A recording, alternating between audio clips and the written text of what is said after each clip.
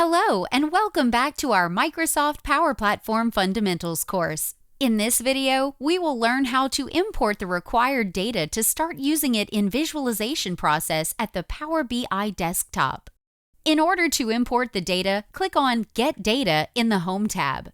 The window where you can get data from different resources will pop up on your screen to start selecting your data source. And as you can see, you can select one of many data sources, such as Microsoft Excel document, CSV, PDF, SQL database, Google Analytics, or any other data source listed in this long list. So for a simple example, let's just choose the Excel workbook and click on Connect. Now choose the file that you want to get the data from. If you want to know that your file is correctly opened, you will note that the color of the titles is a little darker than the rest of the file.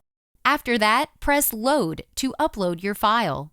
Now, after the file is loaded, it will appear in the Fields tab. When you press the small arrow beside the sheet icon, the list of data classification. Also, when you press the icon Data on the left of the page, we can see the added data by clicking the arrow. The data will appear where you can sort and organize it to be ready for the visualization process. So for importing the data to Microsoft Power Platform, that's all for it in this video. So thank you for watching, and see you in the next video.